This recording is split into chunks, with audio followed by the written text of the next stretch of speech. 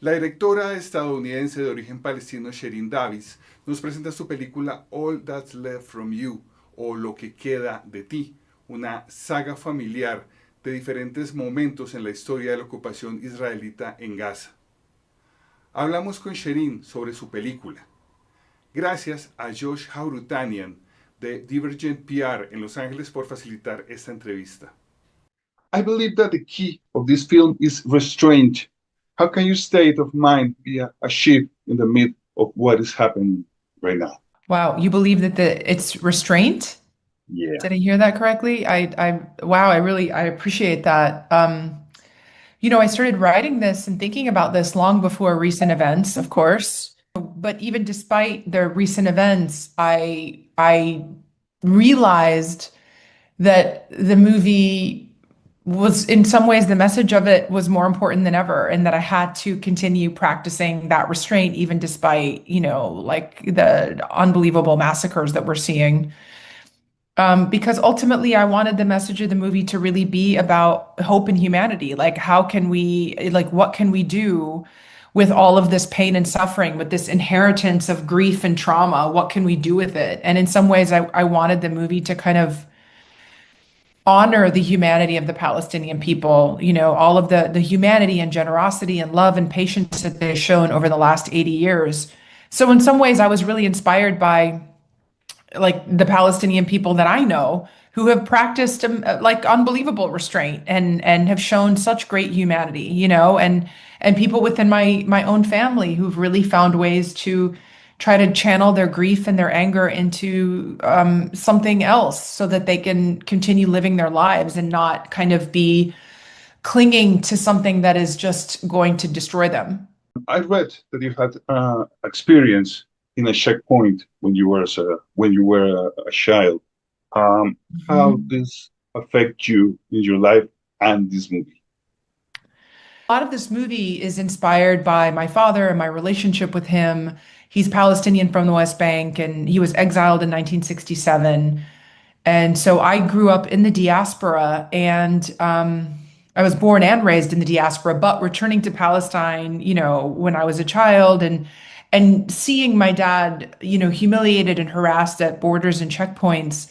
And one particular memory when I was 8 years old was when my family was held at the border between Jordan and the West Bank for 12 hours. We were on our way to go visit my father's family in my father's village in the West Bank. And the soldiers interrogated my parents again and again. They picked through the contents of our suitcases and they insisted that we all be strip searched.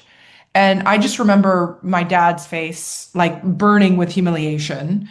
He confronted the soldiers, trying to talk some sense into them and trying to convince them to let us go and trying to understand why they were doing this to us. And they started screaming at him. And I, as an 8 year old, like really thought that they were going to kill him. And so this was my earliest kind of experience of really understanding what it meant to be Palestinian. And I think, obviously it made a huge impression on me. It really stayed with me. And I wanted to, there's a scene in the movie that's there because it's inspired by this, inspired by like a child seeing their parent really powerless for the first time, really helpless and unable to protect them for the first time. And so that did come from a personal experience. But, the difference is that I mostly lived in the US growing up, and therefore my dad could protect me. So a lot of it just kind of came from my imagination of like, what if I had experienced that, and that was like in some ways my daily experience was to run into Israeli soldiers and to see my father humiliated and to not have the freedom of movement and to realize that my parents can't protect me. This is the reality of so many Palestinian children who are born and raised into occupation and don't know anything other than that, don't know any life other than that. They've never met Israelis outside of Israeli soldiers who harass and humiliate them. That was something I really wanted to show in the film because I don't know that people really understand that. For some reason, your film reminds me the Walter Salles beautiful movie from the last year, I'm Still Mhm. Here. Which films inspire you to create the tone of this production? I really love films with heart and humor. In general, like that's really like the dramas that make you laugh are films that I love, and even like comedies that make you cry. This film is obviously much more sober than that. I'm dealing with the subject matter that you could say is heavy. And I knew that going into it. And so I wanted to bring a lot of love and lightness and as much humor as I could, playfulness, tenderness, compassion. I really wanted to focus on the family and how history shapes a family, how people are emotionally impacted by the political events that we've been reading about for decades.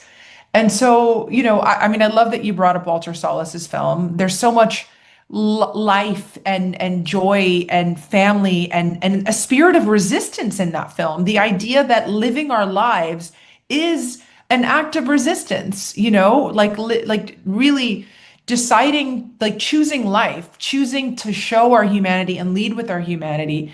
And even sometimes choosing, like in the case of I'm Still Here, choosing to really insist on justice, like really going down that road, like that is really such a beautiful act of resistance. So I think a movie like that, like, obviously I had made my film already, but I definitely, when I watched that movie, felt the similarities as well, and just thought like, the generational aspect of it, living with this family for so long and seeing how this devastating political act, like just ultimately completely changed their fate and impacted them over time. I thought that was really beautiful.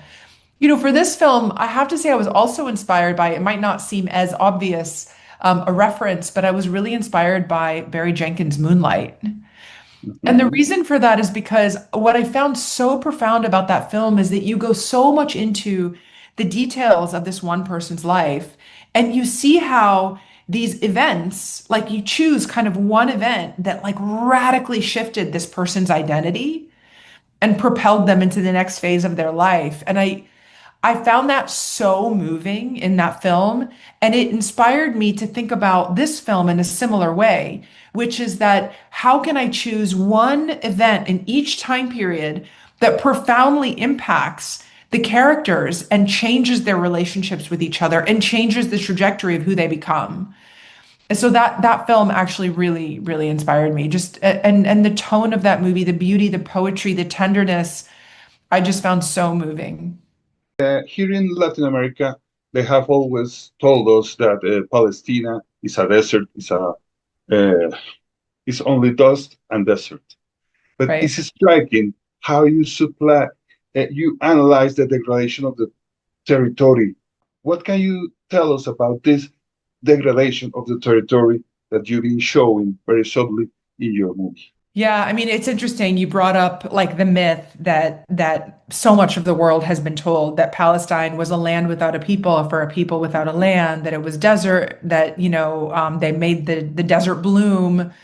Um, yeah, no, I wanted to show the reality of the situation, the reality of the fact that Palestinians were living there, that they were dispossessed of their land. There's so much in the movie that I don't even show. I don't show the massacres of 1948, the fact that, almost 500 villages were wiped off the map.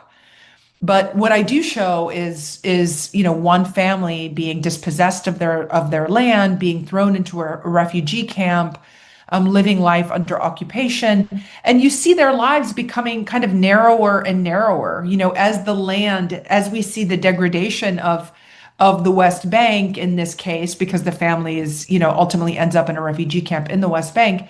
You see how their lives become more and more kind of claustrophobic. They're relegated to, they used to be this upper middle class family living in this beautiful home with all of this land and orange groves and a kind of a successful export business.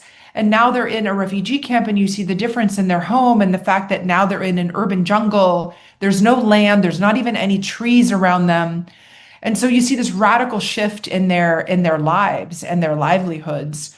So I think that almost the story of the land, the story of the nation is told through the story of this family and the loss of their land, the fact that they're now in a camp that's super cramped and condensed and claustrophobic. And so I think that that's really kind of the way in which I approached the sort of the disappearance of Palestine is sort of the way that, that story is reflected within this one family, and how their lives just become more and more cloistered.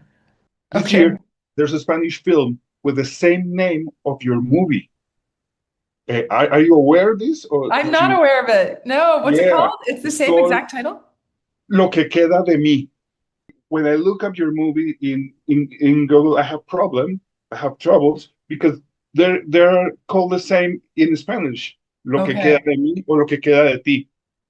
Okay, you don't know anything about I'm this. not aware of that. I wonder if the Okay, distributor is in maybe Latin you gotta America. I'll tell find it. them. As you can see, the key of your movie is the capability of peace, of showing something terrible without showing blood or death or things like that. And I'm really grateful about that. Thank you so much. Thank you. Thank you. No, I appreciate that. I wanted to really honor the humanity of the Palestinian people and really show their struggle and how they're impacted by all of the events. So, yeah, I think I chose particular moments of violence, and I didn't want to make a violent film. I feel like we've seen enough of that. I really wanted to make a movie about a family and how people are impacted. Okay. Yeah. Cherien, thank you so much. So Thank you, much. Thank Manuel. you.